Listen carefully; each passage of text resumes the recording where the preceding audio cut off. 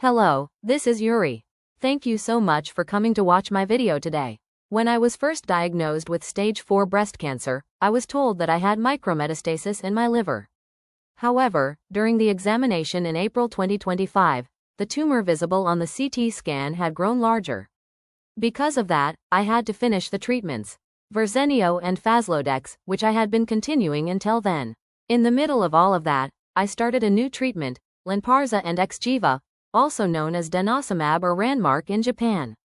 Lynparza is a medication available for people with HBOC, and after taking a genetic test, I was able to expand my treatment options based on the results. But, to be honest, from here is the real part.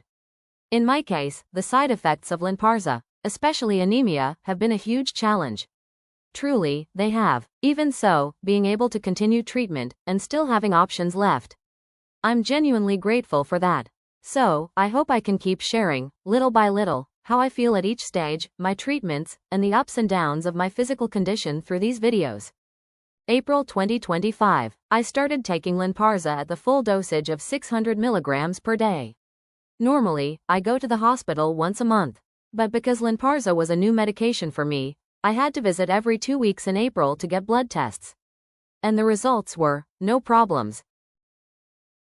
And then came May. I continued treatment with the same full dosage of 600 mg.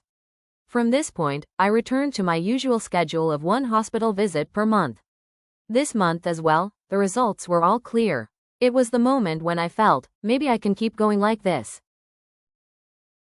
June 2025, right in the middle of the rainy season. This year's rainy season felt especially intense, suddenly hot, suddenly cold, those extreme temperature swings continued day after day.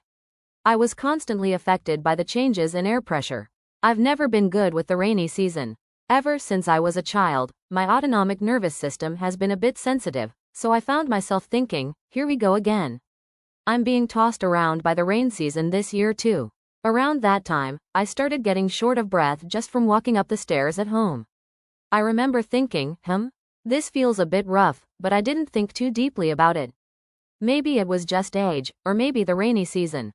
It was my usual monthly visit to the breast surgery department. I arrived at my appointment time, had my blood drawn, and was sitting in the waiting area for my consultation when a nurse approached me, looking a little more rushed than usual. She suddenly took my blood pressure and checked my oxygen level with a pulse oximeter. When she looked at the number on the monitor, her expression changed, almost as if she was alarmed. The number was 77. Normally, most people would be around 98. Technically, I could have stayed sitting in the chair, but the nurse said, please lie down and rest on the bed, so I was guided to the treatment room and lay down there. I was called into the consultation room, and my doctor said to me, Yuri, you are 1 step away from needing a blood transfusion. The moment I heard the word, transfusion, I was shocked. For a healthy woman, the lower limit of hemoglobin is around 11. And to safely continue Lynparza, you need to be at 9 or higher. But on that day, my hemoglobin level was in the 4-point range. The fact that I was still functioning with a number in the 4s is frightening when I think about it now. I work completely from home and I barely move during the day. I wasn't exercising at all, so the timing for noticing my body's danger signals was completely off. That was truly my blind spot. Because of that, I had to immediately stop Lynparza. I was also prescribed iron supplements, but I could clearly feel the reality. Hemoglobin doesn't just bounce back quickly. The first few days after stopping the medication were honestly terrifying. Just slowly walking up the stairs at home left me gasping for breath, like I had run 5 laps around the school track. One day, I was trying to walk back home slowly from a convenience store in my neighborhood, about 1.5 kilometers round trip.